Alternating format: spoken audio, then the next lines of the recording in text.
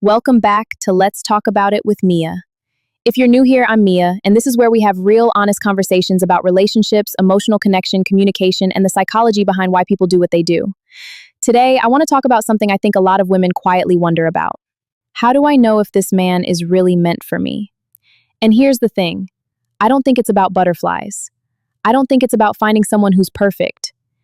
And I definitely don't think it's about never having disagreements. There are certain patterns that begin to show up consistently. Not because relationships are effortless, but because both people are choosing each other, even when it's inconvenient. Let's talk about what those patterns often look like. The first thing that happens, you feel emotionally safe. One of the biggest signs has nothing to do with expensive dates or grand romantic gestures. It's emotional safety. You don't spend every day wondering where you stand. You don't have to decode mixed signals. You don't feel like affection is constantly being earned or taken away. Now, does that mean you'll never have moments of uncertainty? Of course not. But deep down, there's a sense of consistency. His words and his actions begin telling the same story. And honestly, that's more romantic than constant excitement could ever be. The second thing, he doesn't just listen, he tries to understand. Here's something I've noticed. A man who genuinely sees a future with you usually isn't looking for ways to win every disagreement. He's looking for ways to understand you. That doesn't mean he'll always agree. It doesn't mean he'll never get frustrated. But he'll care enough to ask questions before making assumptions. Because protecting the relationship becomes more important than protecting his pride. And I think that's one of the most overlooked qualities in a healthy partner. The third thing, you don't feel like you're carrying the relationship alone. Healthy relationships still require effort, but the effort feels shared. You're not always the one checking in, you're not always the one making plans, you're not always the one fixing every misunderstanding. There's a rhythm, a balance, a partnership. Some days one person gives more, other days the roles are reversed. But overall, you both keep showing up. The fourth thing, he makes room for your growth. I think one of the healthiest forms of love is when someone wants to see you become more of yourself, not less. A man who's right for you isn't intimidated by your goals. He doesn't compete with your success. He doesn't make you feel guilty for growing.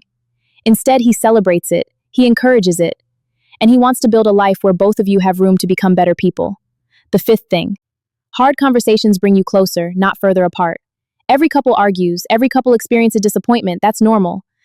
The real question is, what happens after the disagreement? Do both people come back to the table? Do they repair? Do they apologize? Do they try again?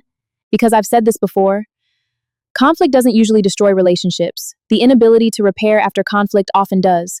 When a relationship is healthy, difficult conversations become opportunities to understand each other better, not reasons to walk away.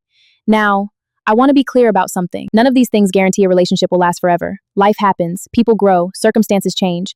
But I do believe healthy love leaves clues, not in dramatic declarations, not in social media posts, not in promises about forever. It shows up in consistency, respect, emotional safety, mutual effort, and a willingness to keep choosing each other even when life isn't easy. So maybe the better question isn't, is this man meant for me? Maybe the better question is, does this relationship consistently bring out the healthiest version of both of us? Because I think that's where lasting love begins. Not with perfection, but with two people who are committed to growing together. I'm curious what you think. What do you believe is one of the biggest signs that someone is truly right for you? I'd love to read your thoughts in the comments. Until next time, this has been Let's Talk About It with Mia. Take care of yourselves and take care of each other.